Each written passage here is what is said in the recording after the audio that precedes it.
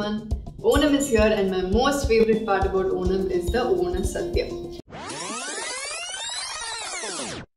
அப்ப இன்னைக்கு சமைக்க போறது இல்லையா? ஏங்க சமைக்கிறதை விட சாப்பிடுறது எவ்வளவு கஷ்டம்னு தெரியுமா? இப்போ தெரியும். சரி இதுல இவ்ளோ ஐட்டம் இருக்கே இதுல எங்க ஆரம்பிக்கணும் தானே கேக்குறீங்க. எல்லாரும் வர டவுட் தான் சொல்றேன்.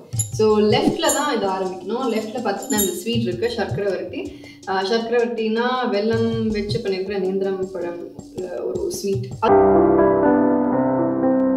அதுக்கப்புறம் இந்த சிப்ஸ் வேற எதுவுமே இல்லைங்க. மீதி எல்லாத்தையும் பரிமாறுற டைம்ல இதை ஃபர்ஸ்ட் வச்சுட்டாங்கன்னா நம்ம இது கடிச்சிட்டு இருக்கலாம்.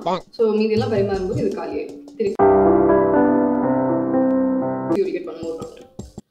சாதத்துல பருப்பு அப்புறம் பப்படம் இது மிக்ஸ் பண்ணி சாப்பிட்டா இது வந்து ஒரு மாதிரி வார்மா இருக்கும் நம்ம டேஸ்ட் படி. ஸோ ஃபர்ஸ்ட் இது சாப்பிட்டு அதுக்கப்புறம் தான் சாம்பாருக்கு போவோம். கேபேஜ் சோரன், ஓலன், எரிச்சேரி, மசாலா கறி, அவியல், பீட்ரூட் பச்சடி, மாம்பழ புளிச்சேரி.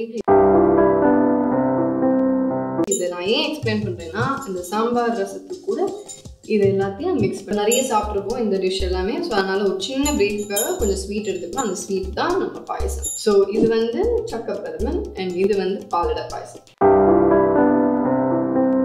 ஆக்சுவலாக என்னோட ஃபேவரட் பாயசம் சேமியா பாயசம். அது இங்கே கேட்கல. சரி ஓகே, இப்போ இந்த பாயசத்தை எப்படி சாப்பிடணும்னு சொல்கிறேன். யூஸ்வலாக குடிப்போம், பட் எனக்கு வந்து இலையிலே சாப்பிட்றது ரொம்ப பிடிக்கும். ஸோ இலையில விட்டு நம்ம பப்படத்தை அதில் உடச்சி, ஸோ பப்படம் வந்து நம்ம அப்பளம் கிடையாது, உளுந்து இருக்கு பப்படம் அப்படி புதுசு தயிர் இல்லை. இங்கே ஒன்லி பட்டர் மில்க், மோர் மட்டும்தான். பிகாஸ் இவ்வளோ சாப்பிட்டதுனால கொஞ்சம் பாடி ஹீட் ஆயிடுச்சுன்னா அதை அப்படியே லைட்டாக குளிர வைக்கிறதுக்கு butter milk. So butter milk வந்து நீங்கள் குடிக்கலாம், இல்லைன்னா சாதத்தில் விட்டு சாப்பிடலாம்.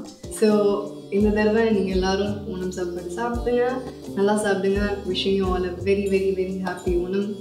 எல்லா மலையாளிகளுக்கும் ஹிருதயம் நிறைஞ்ச ஓணாசிரமங்கள். எல்லாருக்கும் என்னோட ஓணம் நல்வாழ்த்துக்கள். தேங்க்யூ.